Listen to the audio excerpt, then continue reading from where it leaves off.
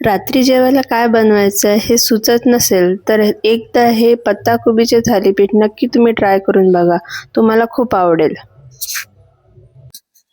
त्यासाठी पहिले पत्ताकोबी घ्यायची, त्याला छान किसून घ्यायचं. मीडियमवाली किसणी घ्यायची, एकदम बारीक पण नाही, एकदम जाड पण नाही.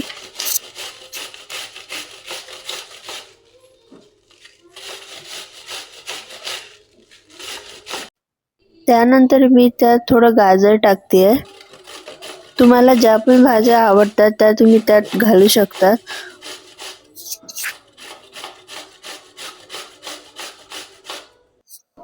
त्यानंतर मी त्यात एक टोमॅटो घेतलाय, त्याला पण किसून घ्यायचं आहे. तुम्ही टोमॅटोला मिक्सर मधून काढून पण घेऊ शकता किंवा माझ्यासारखं किसून पण घेऊ शकता.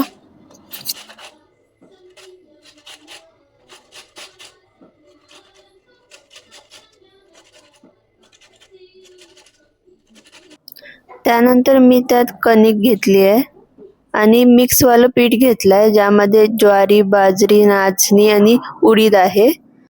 त्यानंतर मी त्यात 1 चमच बेसन घातलंय. जर तुमच्याकडे मिक्सवालं पीठ नसेल तर तुम्ही फक्त ज्वारीचं पीठ पण घेऊ शकता किंवा फक्त कणकेचे पण करू शकता. मग त्यामध्ये आलं लसूण पेस्ट, तिखट, मीठ, हळद सगळं घालून घ्यायचं आहे. जिरं आणि तीळ पण घालून घ्यायचं. मग ओव्याला छान क्रश करायचं आणि मग टाकायचं त्यात.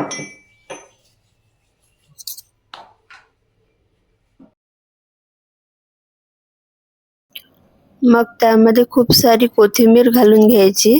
कोथिंबीरने छान टेस्ट येते. आणि मग त्यामध्ये थोडं तेल घालायचं.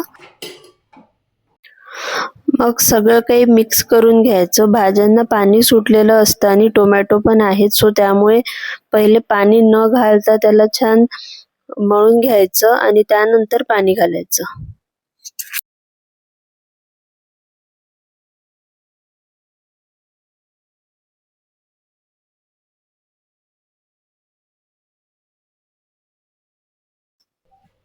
भरपूर पाणी टाकून त्याला छान आसट भिजवून घ्यायचं असते. तुम्ही बघू शकता कसं आसट झालेलं आहे ते.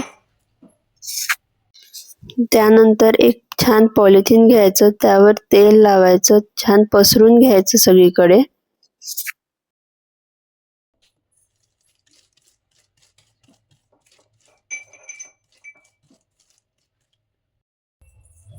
मग थोडासा गोळा घ्यायचा, छान पाणी लावून हाताला पाणी लावायचं आणि त्याने छान थापून घ्यायचं ते.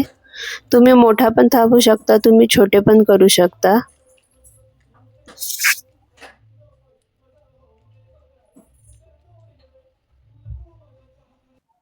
त्यानंतर त्यावर असं थोडंसं तीळ लावून घ्यायचं. त्यानंतर तेल घालायचं तव्यावर आणि तेल थोडं गरम झालं की त्यावर थालीपीठाला असं छान टाकून द्यायचं आणि मग त्याला कव्हर करून ॲटलिस्ट 5 मिनिट्स राहू द्यायचं.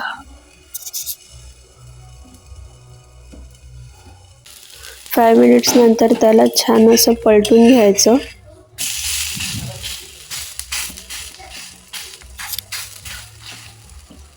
छान तेल घालून दोन्हीकडून त्याला भाजून घ्यायचं. तर रेडी आहेत एकदम गरमागरम आणि खमंग असे पत्ताकोबीचे थालीपीठ. तुम्ही याला दही सोबत, लोणच्या सोबत, चटणी सोबत, कशासोबत पण सर्व करू शकता. तुम्हाला ही रेसिपी कशी वाटली नक्की कमेंट करून सांगा. थँक्यू. Bye bye.